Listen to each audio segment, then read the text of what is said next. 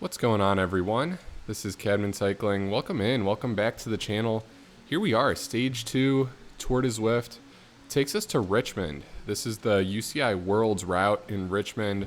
It's actually a replica of the 2015 Worlds course in Richmond, Virginia in the US. So pretty flat to start, but then some fun, attackable, punchy climbs at the end. We'll go up Libby Hill, we'll go up the 23rd Street climb.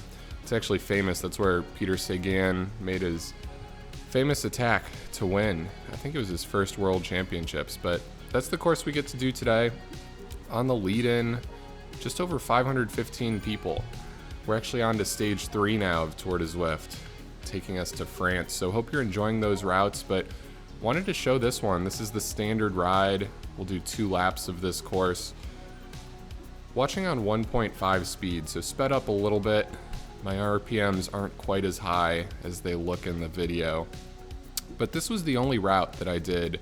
I skipped the Fan Flats, which was the shorter route, and then also skipped the longer one because it had a lot of the same climbs that are in this route. So figured this was a pretty good middle ground. I actually won't show much of the flats, so kind of getting the front group situated here. I started on the front. Stayed fast at the start, just wanted to sit in. I knew this course really started flat and I had the opportunity to jump in and stay with the front group, so the longer I can do that, the better. My goal here is actually stick in until the first climb, and that's exactly what I was able to do. So we'll go ahead and skip forward, get to the fun part, approaching Libby Hill. 12 kilometers in though, so the first 12K, all flat, a little bit of downhill, was able to stick in with the front group. Now getting ready for Libby Hill. This it has some of the steeper sections, but overall not as steep as the climb to come after of 23rd Street. This one's a bit more windy and up the cobbles. Now this is the front group, so it has some A's and B's in it. Everyone starts pushing as we pass the banner to start the sprint. It's really not a long climb. If you push really hard, I think it's around 90 seconds, maybe a little lower, but I'm up in the power, 300, 400, dropped down a little bit there, but up to 500 on the steepest section. And I'm kind of just watching a lot of these riders ride off into the distance. So we had a nice front blob. Looking at the mini map now, it's a snake on 2 or 3 different turns. So it still looks like I'm kind of in the middle to front of that snake. So I'm trying not to get discouraged, really just giving it everything I have up this hill, knowing that there's just some crazy good riders here and nothing I can do about it. So I continue to push, stand up a few times, heart rate gets high, but that's climb 1 out of the way. There's a lot more to come. I remember finishing this climb and just looking down at my legs and being like, I hope you have more than that today. Pushed hard, didn't feel great, but there's a lot of riding left. So this one's really fun because these climbs are punchy. So that first one up Libby Hill, pretty quick, and then we'll go right back downhill. So important to find a group here if you can, as it starts going downhill. Heart rate's high, but I'm trying to put in some work to catch this group. Not quite able to do it. Try to take a little micro rest of just a second because we'll take a right turn, and then it's really important here.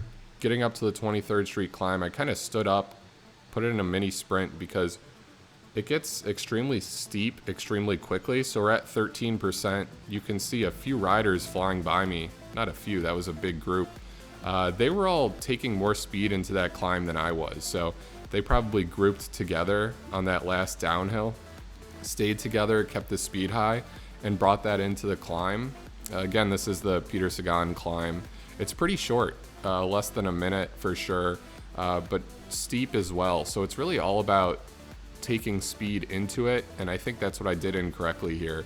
It was tough. I was just kind of sitting there on my own, so it was harder to get speed into it, but that can actually make this climb pretty fun. So I do like the short attackable climbs, but if you're able to really put in a nice sprint on that section coming into the climb, it's almost like your momentum can take you, it feels like halfway up the climb, and then makes the push at the end not quite as bad. So that's the first 2 climbs of this lap. We'll go ahead and skip forward. So moving on to lap 2, doing the same 2 climbs. So the lap actually ends on a bit of an uphill. So we had Libby Hill climb, we had 23rd Street climb, and then there's the descent after 23rd Street, and then there's about a mile left after that of kind of just a gradual uphill.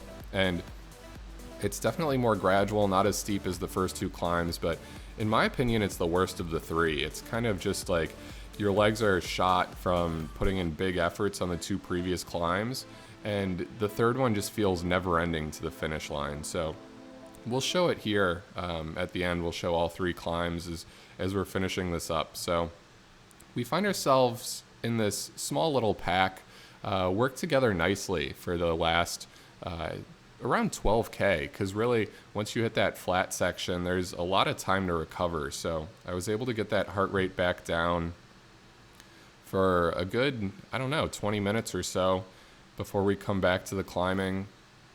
Same story here. I mean, everyone's putting out watts because it is short. Everyone's recovered, so it's kind of just an all-out, see what you can do to get to the top. A good strategy, especially on Libby Hill with the cobbles and everything, is to put in the biggest digs on the steepest sections just to get that extra acceleration. Obviously, you want to stay as measured as possible, so not too spiky in the graph, but it is important if you have a little bit of extra energy to really put that out when the grade gets high. So made it up Libby Hill. Again, it's important to find a group on the downhill. It's a little bit harder here just because our group entering Libby Hill wasn't as big, so it gets strung out and there's kind of groups all over the place. But yeah, overall in 75th, I started with the front pack.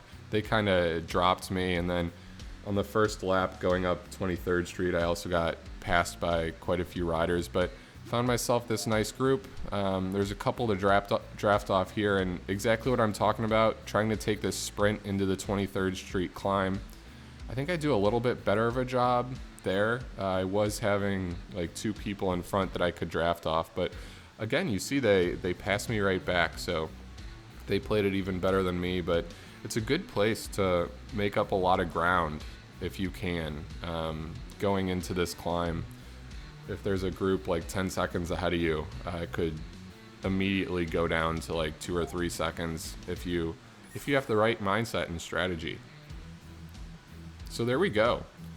2 climbs of Libby Hill, 2 climbs of 23rd Street, and now there's just 2 kilometers left. Looks like I found myself a nice little group. We'll obviously continue pushing, treating this as a race to the finish. So nice little micro rest here again. Hit the super tuck for a little bit. Knowing we still have a lot of uphill left, so it's by no means the end of the race. I get a feather, which is pretty nice. But yeah, guys, hope you've been enjoying Tour de Zwift. This was stage 2. I said was because, like I said, we're on to stage 3 now.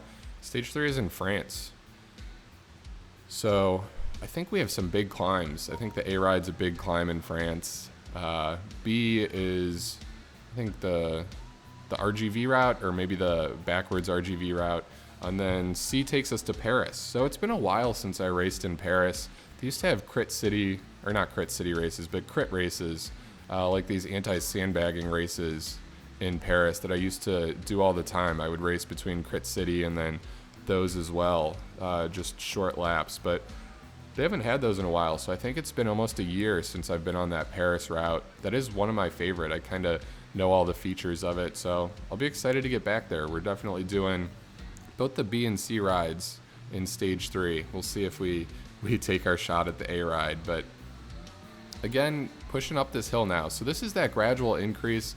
It got up to 8%, which was actually a little bit higher than I was expecting, but it's tough because it's not just a quick uphill. It's kind of like it goes between 4 and 8% for the last kilometer or so. So I'm really getting dropped by all these people in front of me, giving it everything I got left.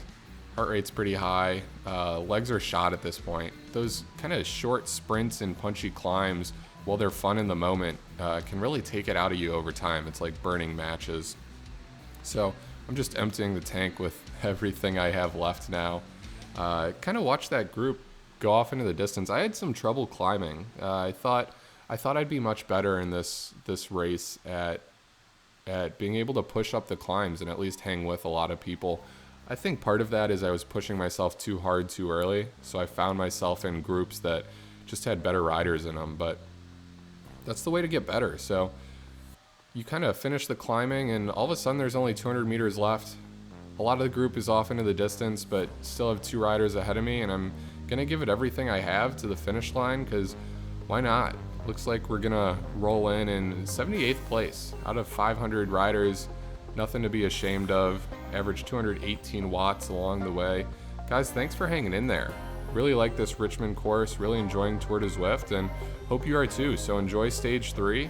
We'll continue racing, we'll continue riding. Looks like we averaged 2.9 watts per kilogram, 218 watts for just over 50 minutes. So again, nothing to be ashamed of, but guys, thanks for joining, and I'll see you on the next one. This is Cadman Cycling. Catch you then.